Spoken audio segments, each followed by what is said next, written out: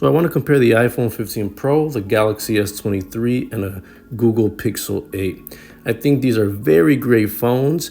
They're very similar, but also have things that are very different. So let's go ahead and get into it. So all these phones are pretty much 2023 edition phones. The 15 Pro launched with a price of $1,000. The S23 comes in at $800. And then the Pixel 8, the cheapest of the three flagship type of phones, is at $700. But I do want to say that prices for these, when they're on the third-party market, they're dramatically different, especially for the Galaxy S23. A few months after its launch, you can get it as low as around $410, as I'm seeing it on Amazon.com. Here in today's video's date, which is October of 2023. Same thing with the Pixel 8. It just launched, but it's already found on the used marketplace or on Swappa. Even unopened phones of the Pixel 8 can be bought for $550. So basically the 15 Pro, it's the most expensive one, but it also, since it's an iPhone, it does keep its value a lot more than the Galaxy and the Pixel. So they're all pretty much the same size. They're around 5.7 inches tall, except that the Pixel is a little bit bigger at 5.9, almost 6 inches tall.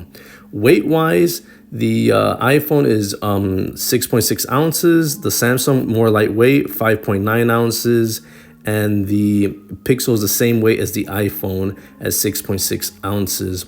Build quality, they're all pretty good. The iPhone has titanium frame, while the Pixel and the Samsung, they both have aluminum frames. But if you're like me, you're probably just gonna slap a case on it.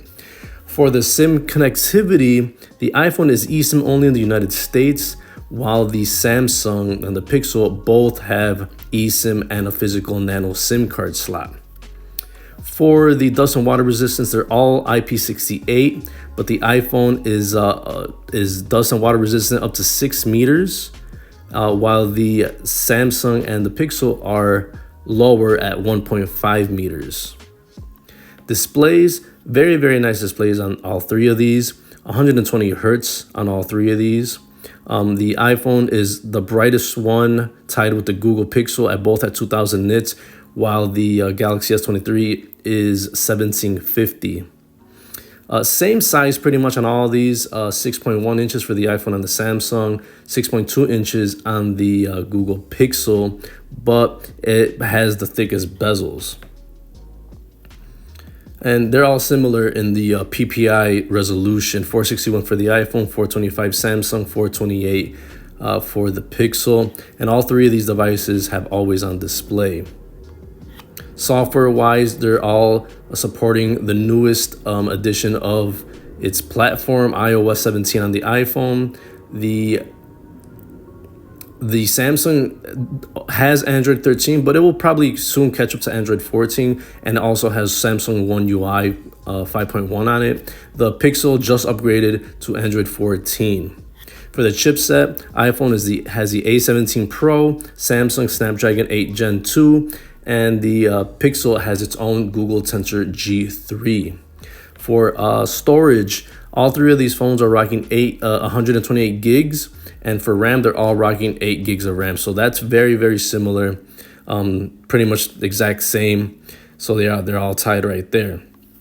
Now for the cameras, the iPhone main camera 48, Samsung main camera 50. Same thing with the Pixel, main camera 50 megapixels. The iPhone and the Samsung both have telephoto lenses, while the Pixel does not. But for all three of them have ultra wide cameras.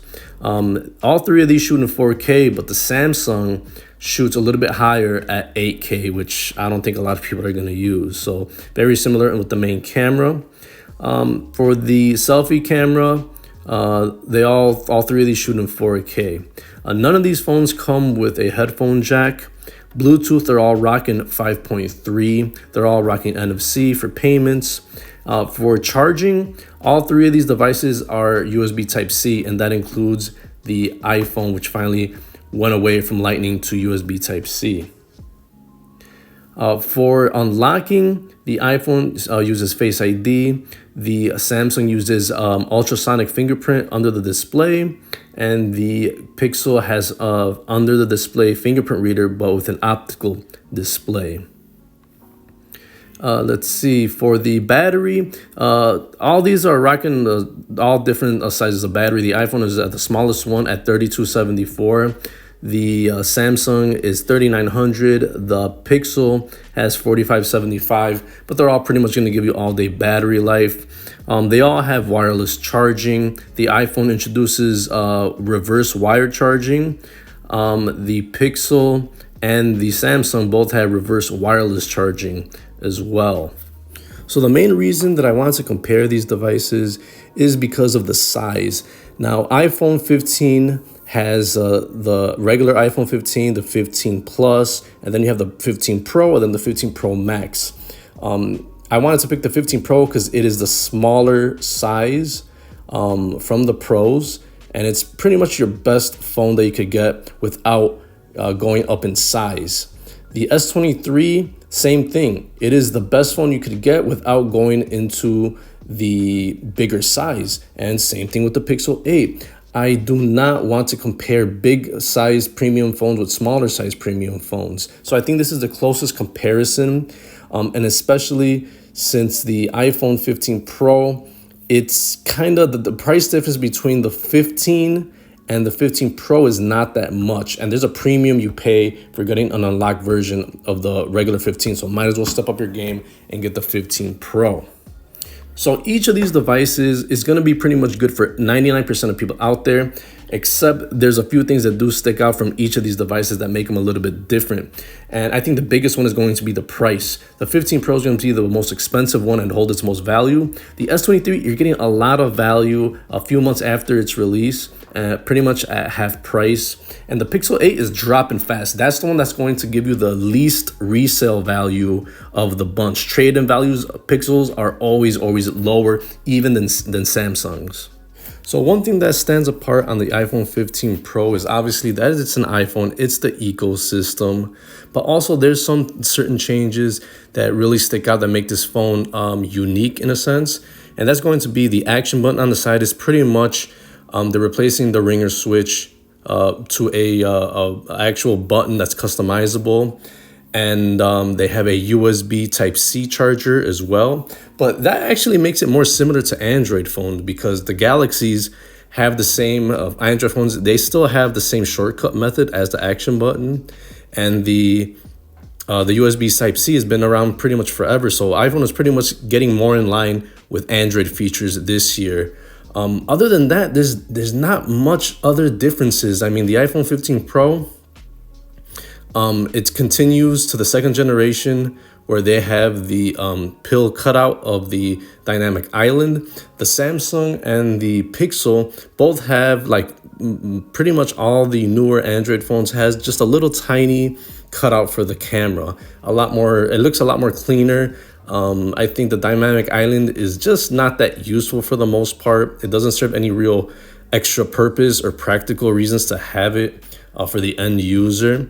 So that's pretty much the only differences that the iPhone 15 Pro has compared to the old iPhone, the 14 Pro.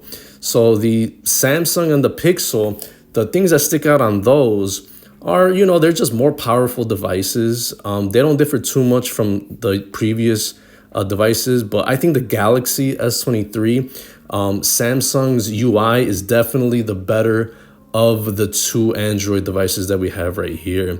And I think it's mostly mirrors iPhone in the sense that it's actually more user friendly. There's a lot more options, a lot more things you could do if you're into that kind of thing. Some people get turned off by that software, but the Pixel 8 is for people that want to get just a clean version of Android with really fast updates. Now, Samsung, they do update their phones a lot, but they're just slightly behind the Pixel line. One thing that the Galaxy S23 and the Pixel 8 have a big advantage over the iPhone 15 Pro is that they have not only eSIM, but they have the nano SIM card slot. And that's very important to a lot of people, especially if you want to switch devices.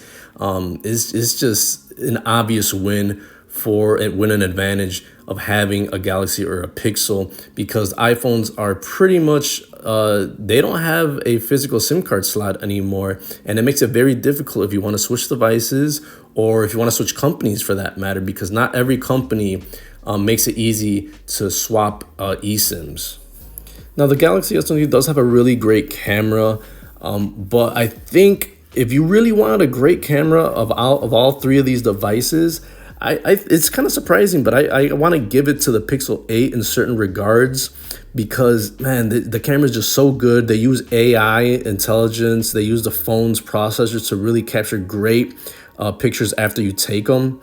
And the one advantage that I see is that Google takes it, Google's going to give you that smarts and builds it into the camera, with certain features like cutting out and moving objects after you take a picture of them. You can remove objects. And then the one feature that really stands out to me on Pixels is that you could do that bokeh portrait effect on any object. It doesn't have to be a person or a pet or anything like that. Like the iPhone 15 Pro only does that portrait effect on people's faces. So that's a big advantage on the Pixel 8.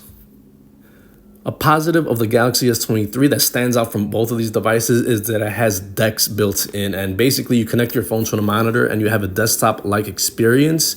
And it's not probably going to be a big feature for a lot of people, but it's there. It's kind of cool to actually connect your phone and use it as a computer, a real desktop. And that's something that the 15 Pro doesn't have and something the Pixel doesn't have.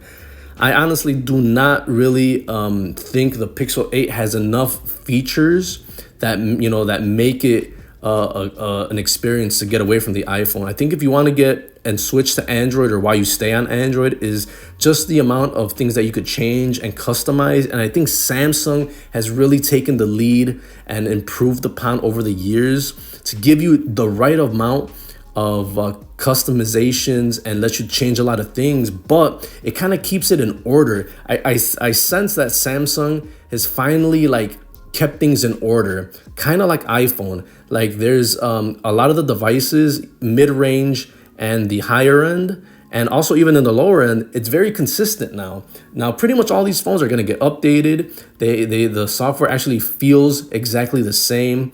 I like that Samsung backs up, that you could actually back up like the home screen and the settings, and it's pretty good. For some reason, I do not find that on the Pixel 8. I know you could back up stuff with Google, but Google can only back up your apps, but you're not gonna get the exact same setup when you get a new Android phone. So that's a big win for the Galaxy. I think that's the best competition for iPhone, and the amount of how they set up settings and the things that you could absolutely change on them. And the launcher, in my personal opinion, is pretty good. I like it way better than the Pixel 8. It feels very stale. So one thing I do want to say about the iPhone 15 Pro, I think it trumps the S23 and the Pixel 8 simply because of just two reasons. It has probably the best all-around camera to take pictures and video with. That's what Pro iPhones are usually known for. They have the 3 cameras instead of 2. But also it's the ecosystem. So, iMessage and FaceTime, if that's your cup of tea, you're going to stick with iPhone. But if you really care about video production and iMovie and all the other ones, that's what I personally use. I use pretty much iMovie. I don't need anything crazy. On Android, you really can't do a lot of stuff with the content that you created. Like you take videos, you take pictures. There's not really a go-to app on Android that is up to snuff with what Apple offers on their iPhones. And that's probably the biggest difference to me on why you would want to get an iPhone instead of an Android. Because Android, a lot of different companies, a lot of different brands, and they're really great devices offering in different sizes and everything. But for some reason, Android cannot offer anything when you want to create content and put it all together. It has the great cameras, you can take great videos and pictures, but when you want to put it together, there's no software out there that's free, let alone free. If you want any type of meaningful software to make videos and stitch them together and do stuff, you're gonna have to pay for them. So that's a big downside of the Galaxy and the Pixel 8, and that's why the iPhone 15 Pro is for people that want really good cameras and they want to make a lot of content creation. I think people will be more comfortable with the Galaxy S23, like more overall, is because of the price that you could get for these devices after they're released. So if you wait a few months after the Galaxy releases, you could definitely get a good deal. It's more mainstream. If people that don't use iPhones, they use Android, they usually are going to find them with a Galaxy. And it's just all around. They got great cameras. The build quality is nice. They're very consistent. Every year they launch a new phone, and the software is just pretty much all around. If you get a mid-range or an expensive Galaxy or whatever, or even a little mid-range, the software is being more consistent. They mirror iPhones a lot more. A lot of people would say that the Pixel 8 is like the iPhone of Android world, and it's true to a certain extent. But honestly, if you do stock Android, I don't think over the years that Android and Google have put out any meaningful features every year. It's gotten stale. I think Samsung has taken the lead of actually, them as a company not relying on Android. Samsung is the one that really introduces meaningful, practical updates to make their phones more useful. For example, Dex, and I like their software, their backups. You could customize a lot of the shortcuts and stuff like that. So yeah, it's I think the Galaxy S23 wins it. But if you do like plain Android and fast updates and a really great camera, the Pixel 8 will be for you. And if you wait enough, you could get it for really cheap as well. So let me just sum up real quick these three phones. They're all good. They all take great pictures and videos. They all have great processors. They are so similar. They do all really compare very well, but it's just the certain little things that are going to make you choose these devices. The iPhone 15 Pro is good if you care a lot about pictures and creating content, and you like the Apple ecosystem. The Galaxy S23 is good for people that just want an all-around good phone with a low price. And it feels like a flagship. Has a really good balance of customization with consistency. And Dex is a bonus. The Pixel 8 is for people that are just diehard Android fans that just don't want any fluff or extra stuff on their software. And they get timely updates. And they get a really great experience too. And the price is pretty good when you get it used. So honestly, if I had to pick one of these phones that compares better than the others, I'm going to have to give it to the Galaxy S23. Low price, great cameras, a lot of customization, very consistent. And yeah, I think I'm going to have to give it to that one. On a side note, the 15 Pro, the price is really, really high. And it doesn't really give you any practical extras. I think the action button, it's something that the Galaxy S23 has. You could change even the shortcuts on the lock screen. The pill is kind of a gimmick, at the top, the dynamic island. And then the iPhone 15 Pro, one of the new features is USB Type-C. And that's something that both the S23 and the Pixel lineup, all these phones have had it for years and years. So the iPhone 15 Pro is kind of just still stuck where if you want the best iPhone, this is the phone to get. So that's been my take on the iPhone 15 Pro, Galaxy S23, and a Pixel 8.